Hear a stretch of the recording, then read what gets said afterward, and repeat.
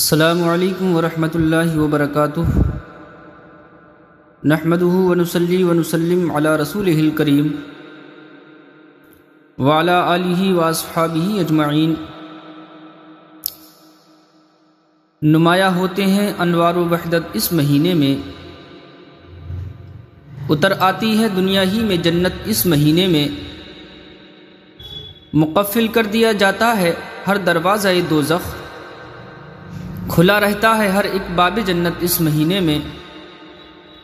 یقیناً روزہ داروں کے لیے اللہ کی جانب سے اترتا ہے زمین پر خوان نعمت اس مہینے میں۔ خدا سے مانگنا ہے مانگ لو مقبول جو چاہو، خدا سے مانگنا ہے مانگ لو مقبول جو چاہو، نہایت جوش پر ہے ابر رحمت اس مہینے میں۔ حضرات محترم، رمضان کی نعمتوں میں سے ایک نعمت سحری بھی ہے۔ سحر صبح سے پہلے آخری رات کے وقت کو کہا جاتا ہے، اور اس وقت کے کھانے یا پینے کو سحری کہتے ہیں۔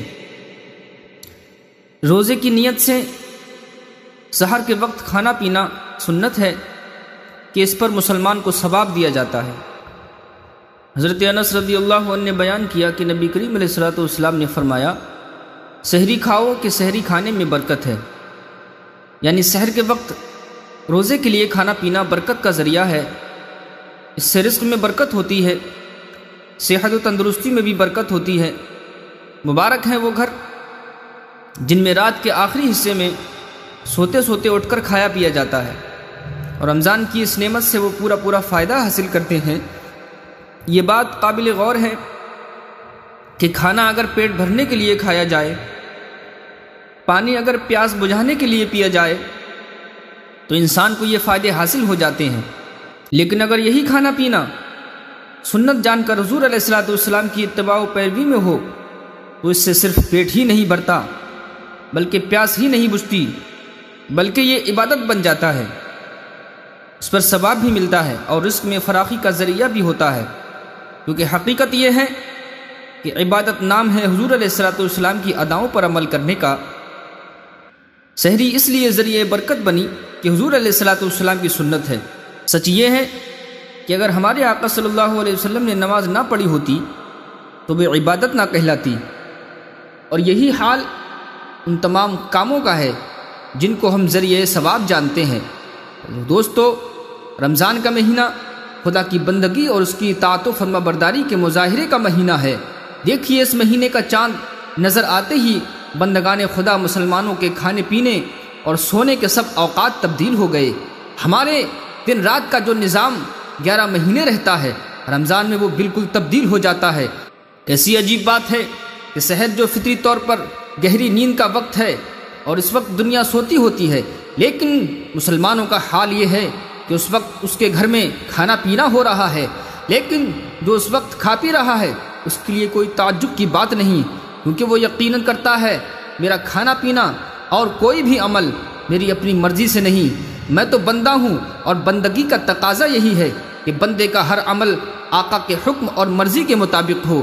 بس میرا معبود حقیقی مجھے جس وقت کھانے پینے کا حکم دیتا ہے میں کھاتا پیتا ہوں، اور جب وہ روک دیتا ہے تو چاہے کتنی ہی بھوک لگے، کتنی ہی پیاس لگے، میری کیا مجال جو کھانے پینے کی چیزوں پر نظر بھی ڈالوں، کیا مجال جو دل میں کھانے پینے کا وسوسہ بھی پیدا ہونے پائے۔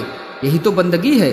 اور جب مسلمان کا حال یہ ہو کہ بھوک لگے تو کھائے، پیاس لگے تو پیے، چاہے کھانا پینا حلال ہو یا حرام، رمضان ہو یا غیر رمضان، کچھ پرواہ نہیں، وہ مسلمان خدا کا بندہ نہیں بلکہ اپنے پیٹ، اپنے نفس اور اپنی خواہش کا غلام ہے، اور جس نے نفس کی غلامی سے چھٹکارا حاصل نہ کیا، نہ وہ دنیا کی بھلائی پا سکتا ہے اور نہ ہی آخرت کی نجات۔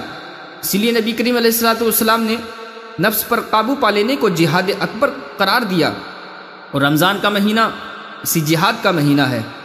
دن بھر کی تھکان کے بعد پابندی 20 رکعت تراویح ادا کرنا، گہری نیند سے بیدار ہو کر کھانا پینا، سارا دن بھوکا پیاسا رہنا، نفس کی خواہش پر کنٹرول کرنا، یہ سب کچھ کیا ہے؟ نفس سے جہاد ہی تو ہے۔ اور یہ ایک مہینے کا جہاد مسلمانوں کو پورے سال کے لیے ایسا مضبوط مجاہد بنا دیتا ہے کہ پھر وہ کسی میدان میں ہو، کسی بھی میدان میں شکست نہیں کھاتا۔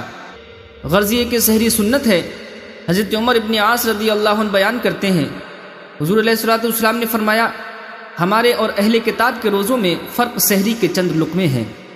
اہل کتاب کے نزدیک روزوں کے دنوں میں رات کو سونے کے بعد کھانا پینا حرام ہو جاتا ہے، اور ہماری شریعت میں سحری مقرر کی گئی۔ یہی فرق ہے اہل کتاب اور مسلمانوں کے روزوں میں۔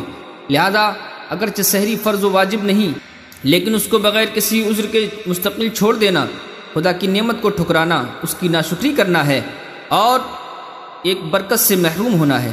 ہاں، اگر کسی رات کسی وجہ سے سحری نہ کھائی تب بھی روزہ رکھا جائے اور روزے میں کوئی کمی یا کراہت واقع نہیں ہوگی۔ سحری چھوٹ جانے کو روزہ چھوڑ دینے کا عذر ہرگز نہیں بنانا چاہیے۔ حضور علیہ الصلوۃ والسلام نے سحری کے چند لقمے کا جملہ فرما کر در حقیقت یہ اشارہ فرمایا ہے کہ سحری کو دن بھر کا کھانا پینا پیٹ میں جمع کر لینے کا ذریعہ نہ سمجھا جائے، بلکہ چند لقمے یعنی تھوڑا کھانا ہلکی غذا سنت سمجھ کر کھائی جائے، کیونکہ سحری کے وقت اتنا پیٹ بھر کر کھا لینا کہ فجر کی نماز ادا کرنا دشوار ہو، دن بھر طبیعت بھاری رہے، صحت کے لیے بے حد مضر ہے، اور اللہ کے رسول صلی اللہ علیہ وسلم اس کو پسند نہیں فرماتے کہ ان کے غلاموں کی صحت خراب ہو یا وہ بیمار ہو جائیں۔ اس حدیث کے مطابق بزرگوں کا یہ طریقہ ہے کہ سحری کے کھانے کے بعد وہ کھجور استعمال کرتے ہیں تاکہ حضور علیہ الصلوۃ والسلام کے اس اشارے پر پوری طرح عمل ہو جائے۔ بہتر ہے کہ ہم بھی اس سنت کو ادا کر لیا کریں۔ سحری کا وقت نصف رات کے بعد ہو جاتا ہے، لیکن بہتر ہے کہ آخری وقت میں کی جائے، لیکن وقت ختم ہونے سے چند منٹ پہلے کھانا پینا ختم کر دینا چاہیے، اسی میں احتیاط ہے۔ سحری سے فارغ ہو کر روزے کی نیت کر لینا چاہیے، اگرچہ نیت تو دل کے پکے ارادے کا نام ہے اور سحری کا کھانا خود ہی نیت ہے۔ رمضان کا چاند نظر آتے ہی مسلمان پورے مہینے کے روزوں کی نیت کر لیتا ہے، لیکن مستحب یہی ہے کہ روزانہ بعد سحری اپنی زبان میں یہ کہہ لیا جائے کہ میں کل کا روزہ کی نیت کرتا ہوں۔ اگر سحری کے وقت روزہ رکھنے میں کچھ شک تھا تو نیت کرنا لازمی ہے، اور اگر اس وقت نہ کی تو صبح آدھا دن سے پہلے تک کی جا سکتی ہے۔